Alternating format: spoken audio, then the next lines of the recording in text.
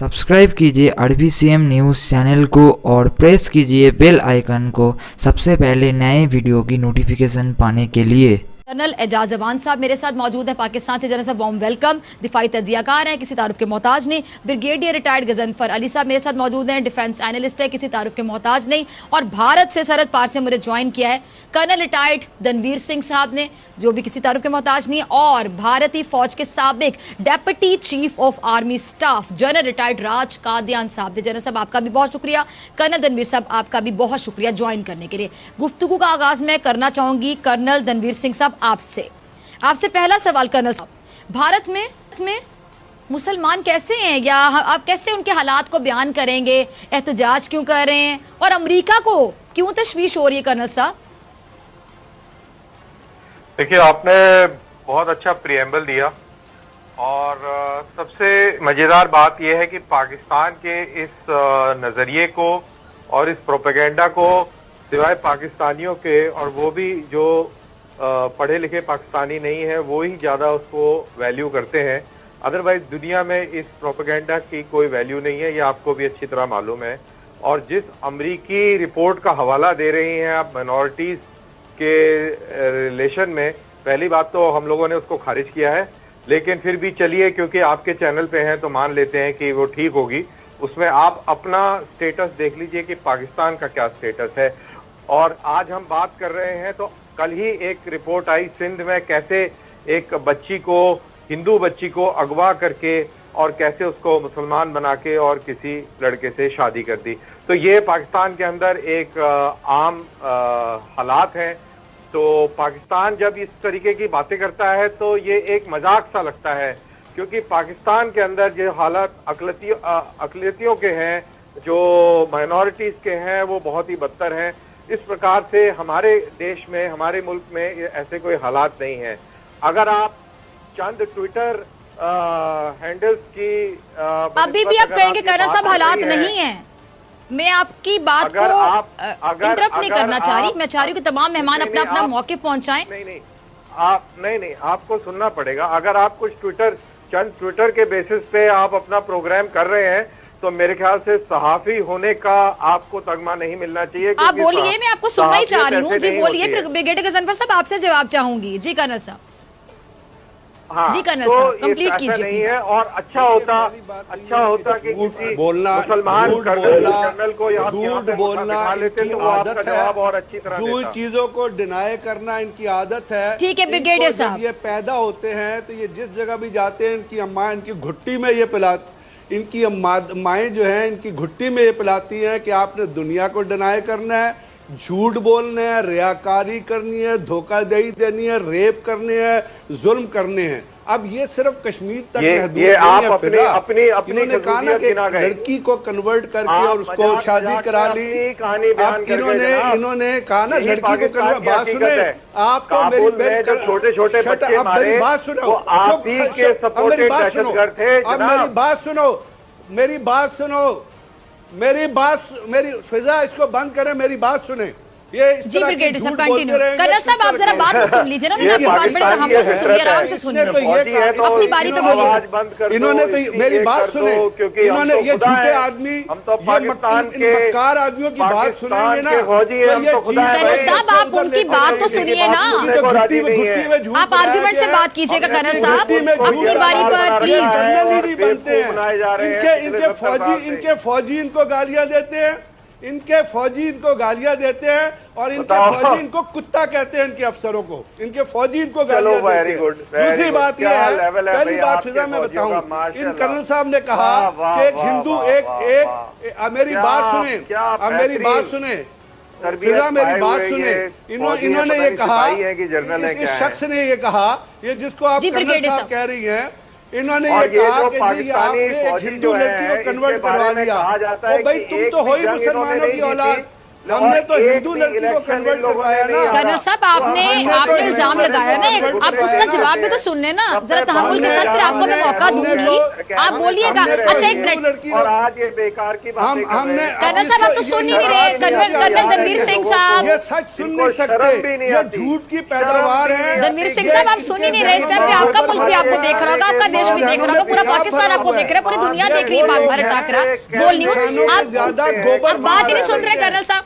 ये वो लोग हैं जो मूत्र की इज्जत करते हैं, ये वो लोग हैं जो जुल्म करते हैं। अच्छा ब्रिगेडियर साहब आप भी जरा खामोश। ब्रिगेडियर साहब मेरी आपसे रिक्वेस्ट है, कर्नल रणवीर तो मेरी नहीं सुन रहे। ब्रिगेडियर गजनफर साहब आप जरा सुन लीजिएगा, एक मिनट। ब्रिगेडियर साहब एक मिनट, बच्चों को मारते हैं।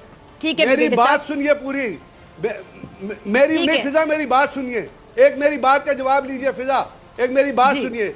इन्होंने ये कहा कि जी हमने एक लड़की को कन्वर्ट कराया, और इन्होंने तो इंदिरा गांधी की शादी करते हुए मर्द को कन्वर्ट करा दिया था। झूठ तो देखेंगे, ये तो पैदावार ही मुसलमानों की है। उसका नाम फिरोज गांधी रख लिया था, फिरोज का नाम फिरोज गांधी रख दिया था। तो ये तो पैदावार ही मुसलमानों की है। किस तरह कह सकते हैं कि हम झूठ बोलते हैं? डॉक्टर फिजा आपके ब्रिगेडियर हेलो, ठीक है चले ब्रिगेडियर साहब, ठीक है। अब मैं बाकी मेहमानों को शामिल गुफ्तगू करती हूँ, आप दोनों की तरफ फिर आऊंगी। अभी प्रोग्राम में बहुत वक्त बाकी है, मैं आपको दोबारा मौका दूंगी। जी जनरल राज कादियान साहब, आप कश्मीर की बात भी करते हैं ब्रिगेडियर साहब। अब मैं बाकी दोनों मेहमानों को जरा मौका दे दूं। दोनों मेहमान बिल्कुल खामोश हैं, जनरल एजाज अवान साहब, जनरल राज कादियान साहब, उन दोनों को भी शामिल आप दोनों की इजाजत से, अगर आप लोग मुझे मौका दें। फिजा मेरी एक बात सुन लीजिए, मेरे एक बात सुन लीजिए फिजा।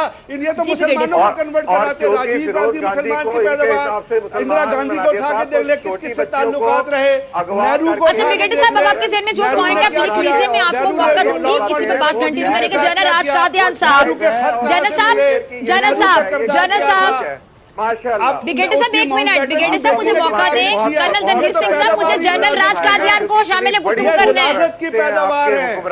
जनरल अब आपकी तरफ आ रही हूँ। पहले मुसलमानों पे लव जिहाद का इल्जाम लगाया गया, अब भारत में मुसलमानों को कोरोना जिहाद के नाम पर तशद्दुद का निशाना बनाया जा रहा है। ऐसी ऐसी चीजें हमारे सामने आ चुकी हैं, ऑन रिकॉर्ड है। अब तो यूपी पे तमाम चीजें आ जाती हैं, कुछ छुपा नहीं सकता। मुझे बताएं कि अब आपके देश में कोरोना भी जो फैल रहा है वो मुसलमान फैला रहे हैं, ये किस किस्म की नफ्सियात है? जनरल साहब जरा समझा दें।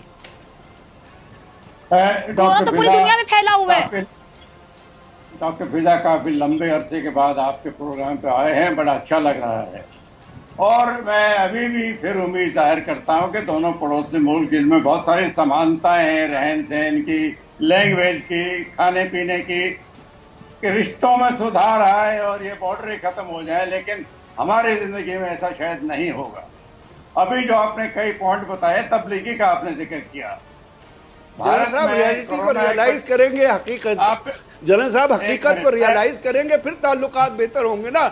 अगर आप कर्नल साहब जैसे लोग बिठाएंगे जो ट्विटर अकाउंट और उसका जिक्र कर, फिर ताल्लुकात किस तरह ठीक होंगे? अच्छा ब्रिगेडियर साहब आप सुन ले राज कादियान साहब की बात। नॉलेज ही नहीं होती और बुनियादी तौर पर जाहिल होते हैं। हुक्मरानों को ताल्लुकात ठीक करने का मतलब है कि ब्रिगेडियर साहब आप उनको मौका दें, फिर मुझे जनरल एजाज अवान साहब का मौके भी चाहिए। इस किस्म के लोगों को बिठाएंगे। जनरल राज कादियान, अब सिर्फ राज कादियान साहब बोलेंगे। प्लीज मेरी रिक्वेस्ट है तमाम मेहमानों से अपनी अपनी बारी में बोलिए, अपनी बारी में बोलिए। अब ऐसे में मैं क्या करूं? अपनी अपनी बारी में बोलिए, आप तमाम लोग बहुत सीनियर हैं, प्लीज। सर की लड़ाई लड़ी होगी तो आपने हमारे लंगरों में रोटी तोड़ी होगी, तो आपने हमें क्यों बुलाया? हमने थोड़ी। राज कादियान साहब आप बोलिए प्लीज। अगर बोलना शुरू करेंगे तो वो दोनों खुद ही खुश हो जाएंगे। हमें बुला लो, हमें टीवी सर मैं आपकी रोटी पे थूकता हूं। दिलचस्पी नहीं है और पाकिस्तान आप जैसों की रोटी पे। जनरल एजाज अवान साहब कुछ तो शर्म कर लो यार। आप तमाम मेहमान मेरे लिए काबिले मोहतरम हैं जो पाकिस्तान से हैं, वो भी इंडियन पैनलिस्ट भी। प्लीज मेरी आप सबसे रिक्वेस्ट है कि बारी का इंतजार कीजिए, बारी बारी सबको मौका मिलेगा बात करने का। कर्नल रणवीर साहब प्लीज, ब्रिगेडियर गजनफर साहब प्लीज खामोश हो जाइए। जनरल राज कादियान साहब को बोलने का मौका दीजिए। जिनसे मैंने सवाल पूछा बेचारे चुप हैं। जनरल राज कादियान साहब अपनी बात को कंप्लीट कीजिए, फिर जवान साहब की तरफ आती हूँ। सबको मौका देती हूँ। मेरी रिक्वेस्ट है कि प्लीज एक दूसरे की बात सुनिए, इस तरह किसी को समझ नहीं आएगी कि कौन क्या कह रहे हैं। प्लीज जी राज कादियान साहब। मैं एक बार फिर ये उम्मीद जाहिर करता हूँ जो पहले भी कहा था, जिसमें दोनों मुल्कों में शक व सुबह या बदगुमानी ना रहे और दोस्ताना ताल्लुकात हो। लगता नहीं है कि हमारी जिंदगी के दौरान ऐसा कुछ होगा, लेकिन उम्मीद फिर भी है।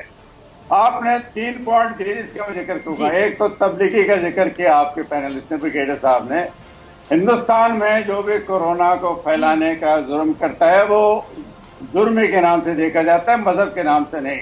हमारे सिख भाई भी महाराष्ट्र के नांदेड़ गुरुद्वारा से कुछ कोविड के अफेक्टेड लोग लाए थे, उन पर भी ये इल्जाम लग रहा है। तो ये नहीं कि इल्जाम पब्लिक भी लग रहा है क्योंकि मुस्लिम है, लेकिन उन्होंने हुक्म की तामील ना करते हुए मीटिंग की थी, जबकि हुक्म था कि गैदरिंग नहीं हो, तो वो कसूरवार है, उनके खिलाफ केस चलेगा। अगर सिख भी ऐसे कसूरवार मिले, तहकीकात होगी, उन पर भी वही केस चलेगा। तो मजहब का इसमें कोई लेना देना नहीं। दूसरी बात, आपके ब्रिगेडियर साहब ने या आपने अपने प्रीएम्बल में सीज फायर वायलेशन का जिक्र किया था। देखिए, सीज फायर वायलेशन का कोई मकसद होना चाहिए। हिंदुस्तान के पास क्या मकसद है कि हम सीज फायर को वायलेट करेंगे? हमारा सीज फायर लाइन के उस तरफ कोई इंटरेस्ट नहीं है, ना हम इन्फिल्ट्रेटर भेजना चाहते हैं। अगर वो मकसद है तो पाकिस्तान का है। आप चाहे कोई भी नजरिया रखें, हर हिंदुस्तानी के दिल में ये यकीन है कि सारे सीज फायर वायलेशन पाकिस्तान की तरफ से हो रहे हैं, भारत तो सिर्फ जवाब दे रहा है। दूसरा, आपने यादव का भी जिक्र किया, कुलभूषण का। फिर वही पूरा हिंदुस्तान इस बात को मानता है कि वो एक रिटायर्ड नेवल ऑफिसर था जिसको पाकिस्तान ने ईरान से पकड़ के ले आया, उस पर झूठा इल्जाम है। आप चाहे उसको माने ना माने, वो अलग बात है।